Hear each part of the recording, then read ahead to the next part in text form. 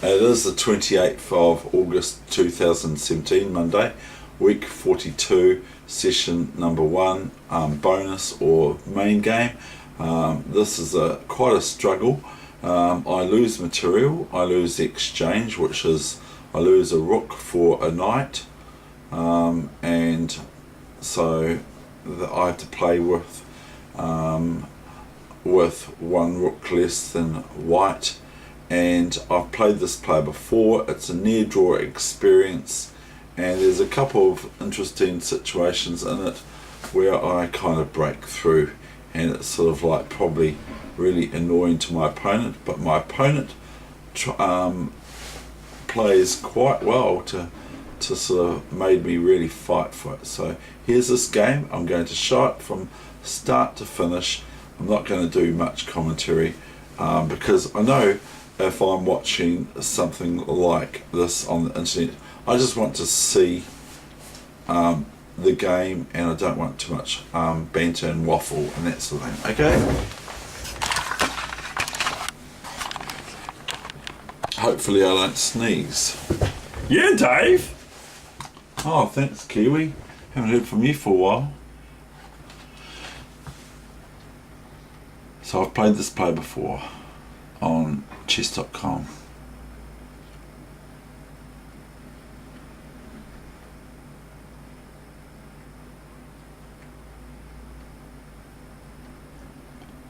So this is also about my principle about don't give up too early, or never give up. Even if you think, oh, I've lost an exchange, I better resign. Play on. A lot of people don't do it.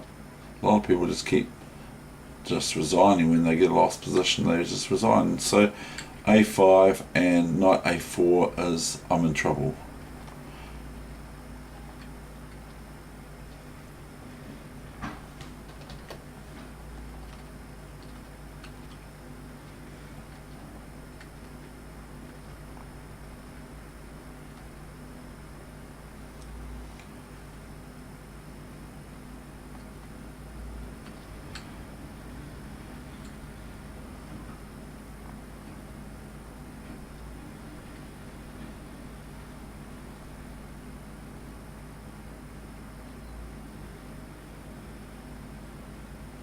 So I'm throwing the kitchen sink at my opponent, because if I just relax, I'm going to lose.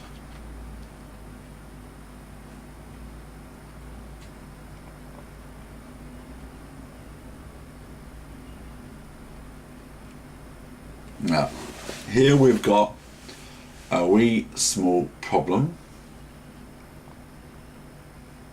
What did I play next?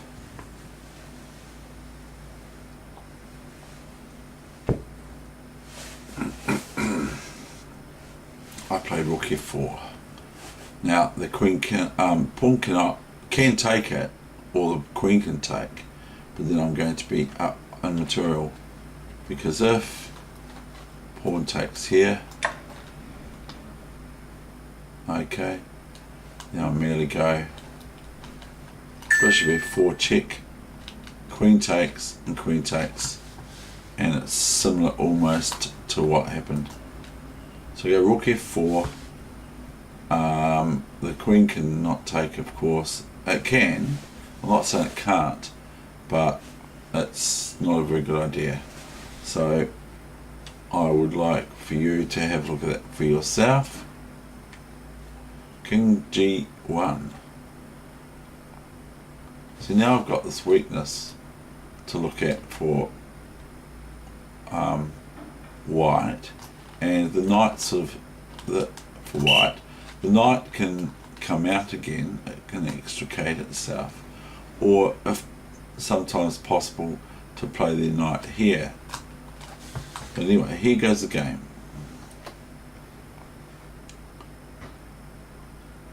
Now here comes another wee tactic of David Weegenaar's. He played bishop g3. The queen cannot take now because of rook g6, although the queen does take. Now watch my opponent wriggle.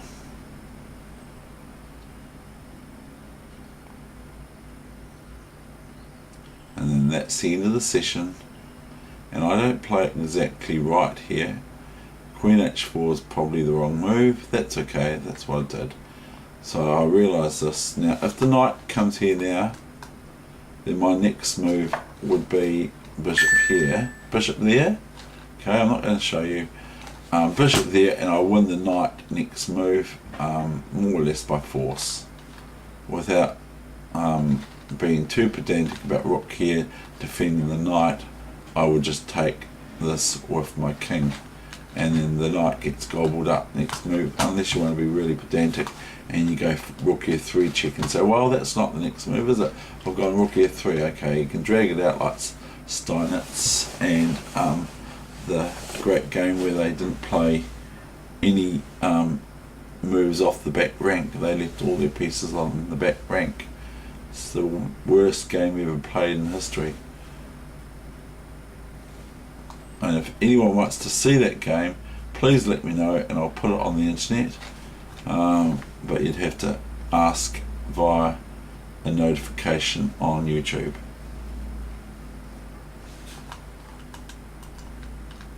So here white went back up again, and I go back up again. Watch this.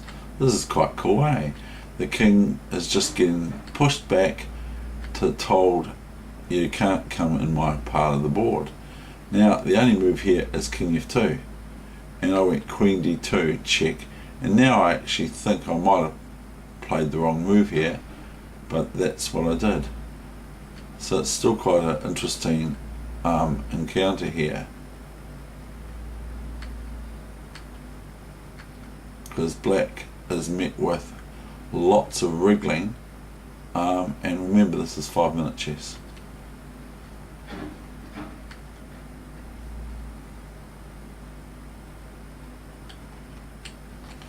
And here my opponent probably exceeded the speed limit, meaning they lost on time. But it's very, very difficult threat to meet is here and here checkmate.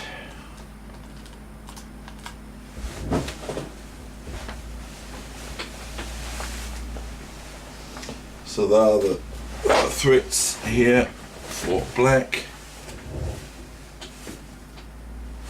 And black could even play, let's say a3, okay? Black can even play this.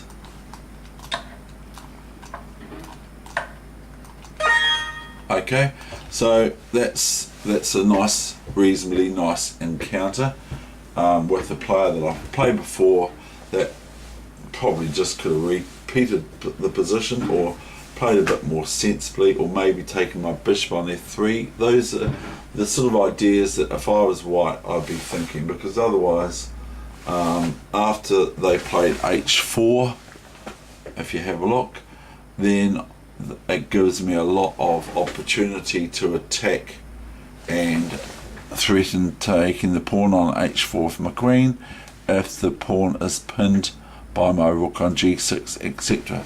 So it gave me a lot of play just by my obscure looking move h4 earlier on. I'll show you, I'll recap on that, about that situation. I'll actually put it on the, I'm talking about after h5. Now that caused a reaction, h5 did.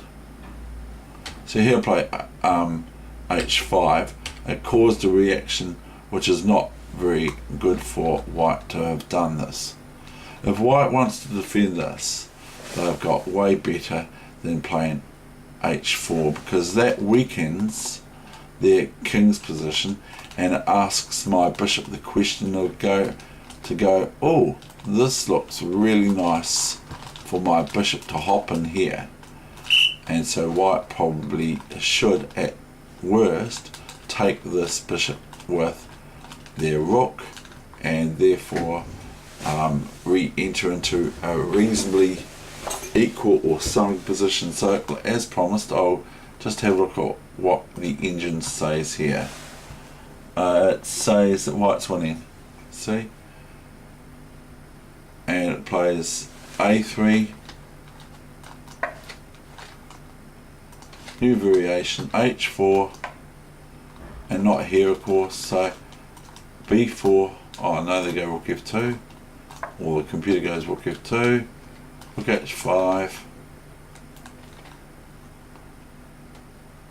knight A4, HG3. See, that's way better for white than what they played, but white went wrong with what they played. And now it's saying that this is a decisive advantage for black. I can't understand that. I mean, I can understand that it's a decisive advantage for black, but I can't understand how it switched over so quickly, so it must have done something wrong. Here's decisive advantage, here's equals. They give rook D1 instead for some reason. Anyway, that's the end of this session and the end of, there's no other sessions today. That's it. I might put some jokes on also, what I call jokes, that other people will say, well, that's not funny, Dave. Okay, thank you.